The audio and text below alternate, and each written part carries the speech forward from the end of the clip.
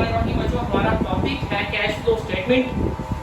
इस cash flow statement होती क्या है, हमने पहले भी बात की है कि हम फाइंड करना चाहते हैं कि हमारा इनफ्लोज कितने हैं कैश के और साल के दौरान आउटफ्लोज कितने हैं। इसके लिए हम कैश फ्लो स्टेटमेंट बनाते हैं। हमने कहा था कि पर्पज इसका है हमने कैश कहाँ से आ रहा है, हम कैश लगा कहाँ रहे हैं और क्या क्या चेंजेस उसमें आ रही है, इसलिए हम कैश फ्लो स्टेटमेंट बनाते हैं।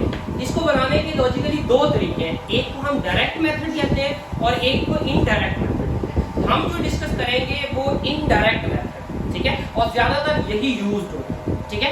तो सबसे पहले हमारे पास इसका फॉर्मेट है जी, इसमें क्या क्या चीजें लिखी जाती हैं। हमने ये भी डिवाइड कर दिया था कि 3 एक्टिविटीज होती है कैश को, हम उसकी क्लासिफिकेशन जो 3 कैटेगरीज में करते हैं।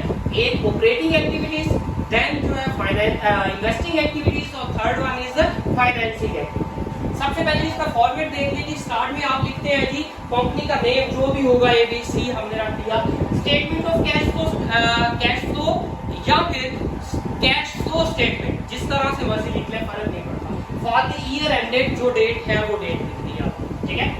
और सबसे पहले हम कौन सी एक्टिविटीज को कंसीडर कर रहे हैं, operating activity, cash flow from operating activity. सबसे पहले बच्चे ऑपरेटिंग एक्टिविटी का जो रिजल्ट होता है एक साल के दौरान वो आपका नेट इनकम है, नेट प्रॉफिट है। तो सबसे पहले आपने उसको यहाँ पे लिखना है, ठीक है, जो भी वैल्यू होगी। हम एग्जाम्पल करते हुए कंसीडर कर रहे हैं कि ये हमारे पास कितना है, 100 रुपीज, ठीक है। नेट इनकम कितनी आई है, 100 रुपीज। उसके बाद बच्चे हमने नेट इनकम में कुछ एडजस्टमेंट करनी है, कुछ उसमें ऐड माइनस करना है। वो क्या है, सबसे पहले इंक्रीज स्लैश डाल के डिक्रीज अकाउंट रिसीवेबल। सबसे पहले समझे कि अकाउंट, ये वाला क्वेश्चन जो है वो सबसे मुश्किल है, ठीक है। सबसे पहले क्या है, इंक्रीज और decrease in account receivable. Account receivable क्या होता है जी, वो पैसे जो हमने किसी से लेने। अज्यूम करें ये क्वेश्चन में दोनों नहीं आएंगे, इंक्रीज और डिक्रीज, एक ही होगा, इंक्रीज है या डिक्रीज है। फॉर एग्जांपल अगर डिक्रीज है अकाउंट रिसीवेबल में, तो इसका मतलब ये है कि हमने जिन लोगों से पैसे लेने थे उनसे पैसे ले लिए। फॉर एग्जांपल मैंने ₹1,00,000 लेना था, अब वो कम होके 20,000 रह गया लेने वाला, तो इसका मतलब क्या है कि मैंने 80,000 ले लिया, ठीक है। तो मतलब जब पैसे लिए हैं तो इसका मतलब क्या, कैश आया है, और कैश आने को हम क्या कहते हैं, इनफ्लो कहते हैं, ठीक है। और इसी तरह अगर रिवर्स में कहें कि इंक्रीज इन अकाउंट रिसीवेबल, तो इंक्रीज का मतलब क्या है कि यानी कि पहले 1,00,000 लेना था, आप कितने लेने हैं, 2,00,000 लेना है। अज्यूम कर ले 2,00,000 लेना है, तो 2,00,000 का मतलब क्या है कि वो पैसे जो मुझे 1,00,000 कलेक्ट करने चाहिए थे वो मैंने कलेक्शन नहीं की, यानी कि जो कैश आ सकता था वो कैश मैंने रिसीव नहीं किया। तो इसको हम क्या कंसीडर करते हैं, आउटफ्लो ऑफ कैश। क्या है, आउटफ्लो ऑफ कैश। सिंपली अगर कहे तो जो डिक्रीज है वो क्या हो जाएगा, ऐड हो जाएगा, और जो इंक्रीज है वो क्या हो जाएगा, माइनस। अब इसको लिखना कैसे है, फॉर एग्जांपल अगर यहाँ पे अज्यूम कर ले डिक्रीज है, डिक्रीज इन अकाउंट रिसीवेबल, इसका मतलब है कैश हमारे पास आ रहा है। डिक्रीज का मतलब क्या है कि जो पैसे हमने लेने थे वो ले लिए हैं, डिक्रीज इसीलिए हुए ना अकाउंट रिसीवेबल, और डिक्रीज होने की वजह से कैश हमारे पास आ रहा है, जिसको हम क्या कह रहे हैं, इनफ्लो। इनफ्लो में क्या होगा, ऐड हो जाएगा। फॉर एग्जांपल ये 15 रुपए है, तो यहाँ पे क्या कर दिया हमने, 15 ऐड, राइट। उसके बाद इंक्रीज डिक्रीज इन प्रीपेड एक्सपेंसेस। पहले समझ लें कि प्रीपेड एक्सपेंसेस क्या है, वो पैसे जो हम एडवांस में पे कर देते हैं, वो इखराजात। फॉर एग्जांपल मुझे सैलरी अगर एडवांस मिल गई है तो ये जिस बंदे ने पे की है वो क्या, उसके लिए प्रीपेड एक्सपेंसेस है, या हमने किसी को सैलरी एडवांस में पे कर दी है, तो ये क्या, प्रीपेड एक्सपेंसेस। अब अगर इसमें इंक्रीज हो रहा है, इंक्रीज होने का मतलब क्या है, हमने एडवांस में ज्यादा पैसे पे कर दिए, ज्यादा पे किए तो कैश ऑब्वियसली क्या हुआ है, गया है, कैश गया है, तो वो क्या कहलाएगा, आउटफ्लो ऑफ कैश, ठीक है। और अगर डिक्रीज हुआ, डिक्रीज हुए का मतलब ये है कि जो हमने पे करने थे वो पे नहीं किए, ठीक है। तो नहीं किए तो मतलब कैश बच गया, बचने का मतलब क्या है कि वो क्या है, इनफ्लो, ठीक है। तो सिंपली इंक्रीज हो रहा है तो क्या है, आउटफ्लो है, डिक्रीज हो रहा है तो क्या है, इनफ्लो, ठीक है। और बच्चे अगर फॉर एग्जांपल इसको हम कंसीडर कर लेते हैं कि ये इंक्रीज हुआ है, मतलब कि आउटफ्लो है, 7 रुपए अज्यूम कर लें, तो आउटफ्लो को हम क्या लिखेंगे, ब्रैकेट में लिखेंगे, माइनस साइन शो करने के बजाय हम क्या करते हैं, ब्रैकेट लगाते हैं, ठीक है। इसी तरह हमारे पास थर्ड वन क्या है, increase decrease in stock inventory. Stock inventory actually वो रॉ मटेरियल वगैरह चीजें होती हैं जिससे हमने चीजें बना के सेल करनी होती है। तो बच्चे अगर उसमें डिक्रीज हुआ है तो इसका मतलब क्या है कि हमने जो रॉ मटेरियल लिया हुआ था उससे हमने चीजें बनाई है और सेल कर दी है, तो मतलब ये क्या हमारे पास से इनफ्लो है, ठीक है। और अगर इंक्रीज हुआ है तो इंक्रीज कैसे होगा भाई, लेंगे तो फिर इंक्रीज होगा ना। तो जब स्टॉक खरीदेंगे, चीजें खरीदेंगे तो पैसे ऑब्वियसली क्या होंगे, जाएंगे। पैसे जाएंगे तो वो क्या कंसीडर होगा, आउटफ्लो। तो मतलब अगर इंक्रीज हो रहा है तो माइनस, डिक्रीज हो रहा है तो प्लस, ठीक है। ये एसेट्स है। अब बच्चे अगर टोटल ओवरऑल एसेट से रिलेवेंट रूल लिख लें, अगर हम बना लें तो ये कुछ इस तरह से बनता है, decrease in non cash current assets, यानी करंट एसेट्स अगर इंक्रीज होंगे और डिक्रीज होंगे तो उनको हम क्या करेंगे, ऐड करेंगे, ठीक है। और अगर ये इंक्रीज होंगे तो क्या करेंगे, सब्ट्रैक्ट करेंगे, माइनस करेंगे। सिंपली एसेट्स जितने भी नॉन करंट होंगे अगर डिक्रीज होंगे तो क्या करेंगे, ऐड करेंगे, इंक्रीज होंगे तो क्या करेंगे, माइनस, ठीक है। और वही हमने किया है, जो इंक्रीज हो रहे हैं उनको माइनस किया और जो डिक्रीज हो रहे हैं उनको क्या किया, प्लस, ठीक है। नेक्स्ट हमारे पास है इंक्रीज डिक्रीज इन अकाउंट पेएबल। अकाउंट पेएबल क्या होता है, हमारी लायबिलिटी होती है। अकाउंट पेएबल पैसे देने हम, अब अगर उसमें जो है वो कमी हुई है, तो कमी होने का मतलब क्या है कि भाई हमने जो पैसे देने था, जब 70,000 देना था अब 30,000 देने वाला रह गया, तो मतलब 40,000 दिया फिर कमी आई है ना, तो कैश गया है, कैश जाने को हम क्या कहते हैं, आउट। मतलब डिक्रीज आएगा तो क्या है, माइनस, सॉरी यहाँ डिक्रीज आएगा तो क्या है, माइनस। और अगर इंक्रीज हुए हैं, फॉर एग्जांपल पहले 70,000 देना था अब 1 लाख देना है, तो मतलब जो 30,000 और देने वाला था वो हमने नहीं लिया, तो कैश क्या है, बचा लिया। वो कैश बचाना क्या है, इनफ्लो। तो ये क्या है बच्चे, ऐड, ठीक है। इसी तरह बच्चे हमारे पास increase decrease in taxes payable. Taxes payable भी सेम है कि लायबिलिटी हमारी अगर उसमें इंक्रीज हो रहा है तो मतलब कैश बचाया है, और अगर डिक्रीज हो रहा है तो मतलब कैश पे किया है। बचाया है तो इनफ्लो है, दिया है तो आउटफ्लो है। मतलब ये यहाँ पे माइनस और यहाँ पे प्लस, और ये भी same as it is interest payable भी, अगर आपने कैश पे किया है तो मतलब डिक्रीज हो रहा है, और अगर आपने कैश बचाया है, पे नहीं किया तो इंक्रीज हो रहा है तो आउटफ्लो है। और सेम यही रूल जो है वो यहाँ पे भी आपका बन जाए, ठीक है।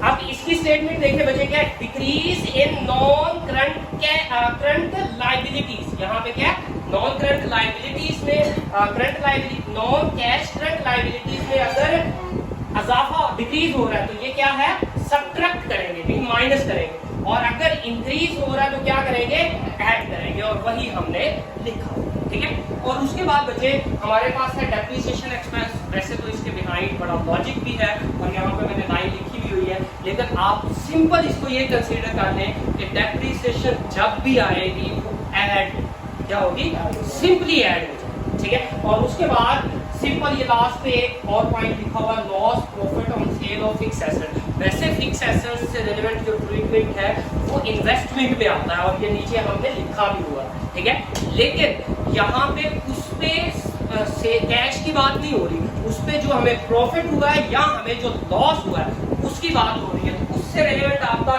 जो क्या उसे बोलते हैं रूल है वो ये लिखा हुआ है, नॉन ऑपरेटिंग लॉसेस को क्या करेंगे, लॉस होगा तो क्या करेंगे, ऐड करेंगे, और अगर प्रॉफिट होगा तो क्या करेंगे, माइनस कर देंगे। ये भी इसके बिहाइंड अगर आप लॉजिक पे जाएंगे तो बहुत बियॉन्ड जो है आपके कॉन्सेप्ट हो जाएगा। जस्ट इतना भी याद रखेंगे तो काफी है कि अगर नॉन ऑपरेटिंग लॉस है तो उसको ऐड करना है, और अगर प्रॉफिट है तो उसको क्या करना है, लेस।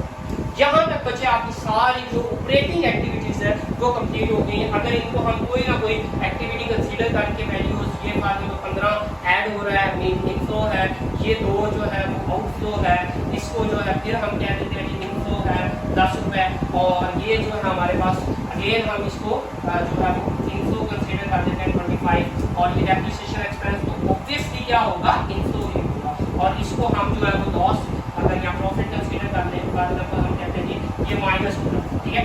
तो इसमें जो प्लस हो रहे हैं वो क्या करेंगे, प्लस करेंगे 100 और 115 और 130, 140 और 25, 175 और 4, 179।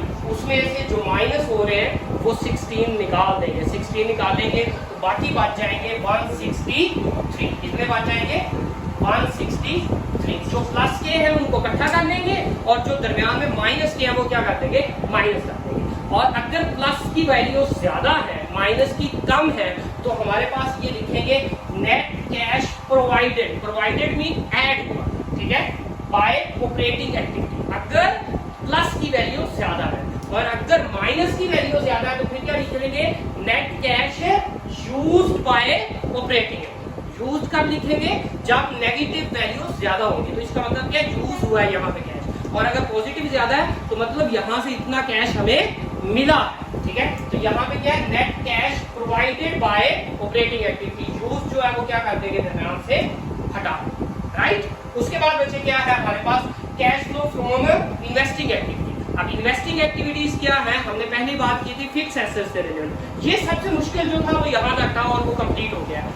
इन्वेस्टिंग एक्टिविटीज में क्या है, cash received by sale of fix assets. जाहिर है फिक्स एसेट्स को सेल करेंगे तो कैश आएगा। मे भी आपको क्वेश्चन में ये ना बताया जाए कि कैश रिसीव किया है या कैश पे किया, लेकिन ये बताया जाएगा एसेट को सेल किया या परचेज किया। फॉर एग्जाम्पल वो कहता है बिल्डिंग सेल की है जी, तो बिल्डिंग सेल की तो अंडरस्टूड सी बात है कि कैश आ रहा है, ठीक है। तो कैश आ रहा है तो वो क्या है, इनफ्लो है, ठीक है। और अगर कोई चीज परचेज की तो जाहिर है कैश जा रहा है तो वो आउटफ्लो है। आउटफ्लो है तो बच्चे ये क्या है, ब्रैकेट में लगाना चाहिए, ठीक है। आप देखें यहाँ पे अगर हम वैल्यूज लिखें, फॉर एग्जाम्पल आपने 60 रुपए की चीजें सेल की है, एसेट सेल की है और आपने 40 रुपए के एसेट खरीदे, तो ये कैश जा रहा है, ये कैश आ रहा है। तो यहाँ पे नेट क्या है, आपके पास कितना बच रहा है, 20 रुपये। ये क्या कहलाएगा, net cash provided by investing activities. और अगर ये ऐसा हो कि ऊपर 60 है जो कि हमने सेल किया और परचेज की हमने 80, तो मतलब कैश जा ज्यादा रहा है, आ कम रहा है, तो ये 20 जो है वो क्या आ जाएगा, नेगेटिव आ जाएगा। तो इसको क्या कहेंगे, net cash used by investing activity, ठीक है। और लास्ट वन हमारे पास क्या है, cash flow from financing activity. Finance से रिलेवेंट एक्टिविटी 3-4 इसमें चीजें। नंबर 1, अगर हमने शेयर्स इशू किया, शेयर्स बॉन्ड, उसको हम स्टॉक कहते हैं बच्चे, इशू किए। हमने पहले भी शेयर्स वाला चैप्टर भी, बॉन्ड वाला चैप्टर भी पढ़ा है। जब इशू करेंगे तो पैसे हमारे पास आएंगे, जब पैसे हमारे पास आएंगे तो वो हमारा हमेशा क्या होगा, इनफ्लो होगा, इसमें आउटफ्लो वाला पॉइंट नहीं है, ठीक है। और उसके बाद क्या है, अगर आपने कोई नोट पेएबल, इसको बॉन्ड पेएबल कह रहे हैं, वो वापस किया जब उसका टाइम 10 साल 5 साल पूरे हो गए तो आपने रिटर्न किया, तो उसमें आपका कैश जो है वो क्या होगा, ऑब्वियसली जाएगा। तो इसलिए इसको मैंने पहले ही क्या लिखा है, ब्रैकेट में लिखा है। इसी तरह कैश डिविडेंड अगर आप पे करेंगे तो ये भी आपका कैश जो है वो क्या हो रहा है, जा रहा है, ठीक है। तो यहाँ पे अज्यूम कर ले जी, आपके पास ये जो आपने 70 रुपए के शेयर्स बॉन्ड जो आप इशू किए हैं, 70 रुपया आ रहा है और यहाँ पे आपका 30 यहाँ से जा रहा है और 10 रुपए जो है वो यहाँ से जा रहे हैं। तो टोटल आपके पास 40 रुपए जा रहे हैं, 70 आ रहे हैं, तो बाकी नेट में कितने आ रहे हैं, 30, ठीक है। अब बच्चे हमने ऑपरेटिंग एक्टिविटीज से निकाल दिया, हमारे पास नेट कैश कितना आ रहा है, 163। हमने इन्वेस्टमेंट से निकाला, नेट कितना जा रहा है, 20 रुपए, और यहाँ से कितना आ रहा है, 30 आ रहा है। तो टोटल बचे हमारे पास यहाँ पे क्या लिखा हुआ है, net increase in cash. Cash में नेट इंक्रीज कितना हुआ है, 163, ये 30 ये कितना हो गया, 193 में से ये 20 को क्या कर देंगे, माइनस, तो बाकी कितना आ रहा है जी, 173 जो है वो हमारे पास नेट कैश ऐड हो रहा है, ठीक है। अब उसके बाद बचे कुछ कैश पिछले साल का पड़ा हो सकता है, क्वेश्चन में गिवन हो तो ठीक है, नहीं तो ना, ठीक है। अगर गिवन है तो उस कैश को आपने क्या कर देना है, यहाँ पे ऐड कर देना है, ठीक है। फॉर एग्जाम्पल वो हमारे पास 50 रुपए पड़ा हुआ है, ठीक है, तो आप इसको ऐड करेंगे तो आपके पास टोटल ये कितना हो गया, 223, यस 23। ये क्या, cash balance from current year and, यानी कि इस साल के एंड पे आपके पास टोटल कैश कितना पड़ा हुआ है, 223। इसमें ऑपरेशन से कितना आया है, 163, इन्वेस्टमेंट पे क्या है 20 रुपए, फाइनेंसिंग में 30 आया है, तो टोटल जो इस साल का इकट्ठा हुआ है वो 173 है। पिछले साल का 50 पड़ा था, ऐड किया तो 223 रुपए, ठीक है। किसी का सवाल है बच्चों?